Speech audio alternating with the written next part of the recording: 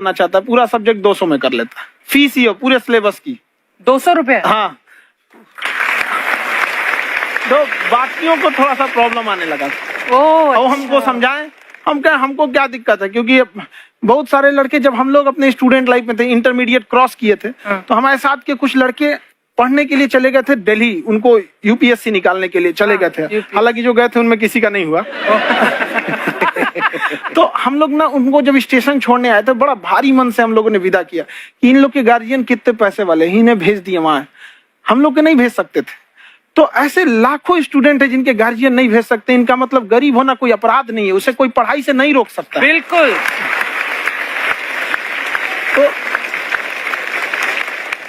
तो हमने ठान लिया था कि कभी अगर मौका मिलेगा तो उसको हम जरूर कम करेंगे। तो इस साल हमको मौका मिला, तो वो जो टफेस्ट एग्जाम है इंडिया का यूपीएससी, उसकी 2.5 लाख की फीस को हम 7,500 में कर दिए। और सेम, बहुत बढ़िया, वेरी गुड।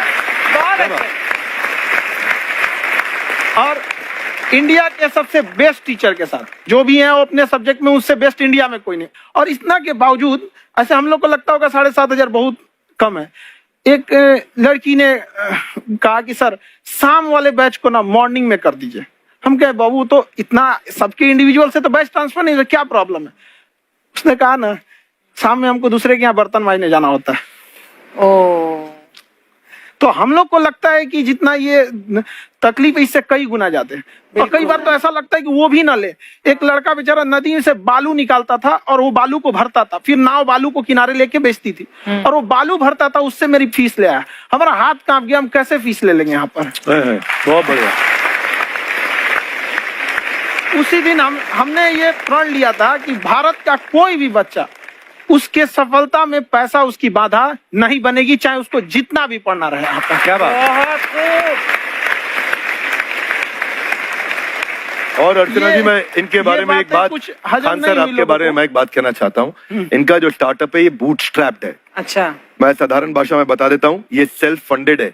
इन्होंने अभी तक किसी और से पैसा नहीं लिया है, ये इन्वेस्टर के पैसे से नहीं, इन्होंने खुद इसको बिल्ड किया है। और बल्कि इतना स्ट्रॉन्ग स्टार्टअप है ये कि मैं कहूंगा कि अगर इन्वेस्टर्स को इन्वेस्ट करना हो तो मैं इंडोर्स करता हूँ ऐसे स्टार्टअप्स को। यही सब चीजों को देखते हुए कई लोगों ने धमकी भी दिया था वहां पर। अच्छा। और उसके बाद बम चला दिए और 7-8 बम चला दिए और कुछ ब्लास्ट हुआ। एक बेचारा नया लड़का आया था एडमिशन लेने के लिए, उसकी स्कूटी उड़ा दिया।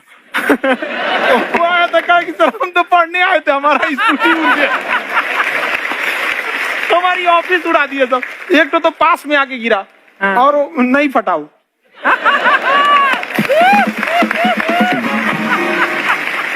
बाद में बहुत सारे लोग धमकियां दिए, लेकिन कहते हैं ना सूरज कितना भी तेज चमक ले समंदर नहीं सुखा सकता है। वाह वाह वाह, क्या बात है।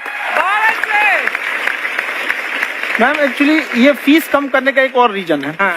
2.5 लाख 3 लाख की जो फीस में सब लोग पढ़ाई अफोर्ड नहीं कर पाते, इसलिए वो कुछ ही लोग अफोर्ड कर पाते हैं। तो उनका मेंटल लेवल तो बहुत ऊपर चला जाता है, लेकिन एक पूरे देश का मेंटल लेवल थोड़ा सा स्टेबल नहीं हो पाता। तो जब फीस कम रहेगी तो हर वो लड़का तैयारी करने के लिए आगे आएगा जिसका सपना है देश के लिए कुछ करने का। सीटें लिमिटेड हैं, उन्हें को मिलेगी, लेकिन जिन्हें नहीं मिलेगी उसे मिलेगा देश का एक जिम्मेदार नागरिक। तो इस देश को बदलना। हम लोग विश्व गुरु कहे जाते थे, क्यों? क्योंकि दुनिया से लोग हमारे यहाँ पढ़ने आए थे। चाइना से ह्वेनसांग आया, फायान आया, आज कोई नहीं आता है। हम लोग का उद्देश्य एक समय आएगा जो फिर आएंगे यहाँ पढ़ने के लिए।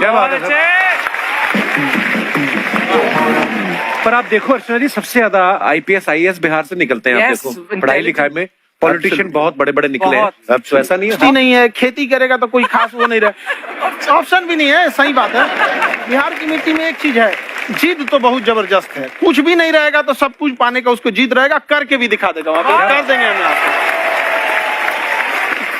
कहाँ सर, हमने सुना है आप 5 स्टार में रुके थे कल और नीचे जाके वड़ा पाव खाने गए आप रेडी पे। एक्चुअली क्या है ना कि वहां जो चीजें सीखने को मिलती है ना,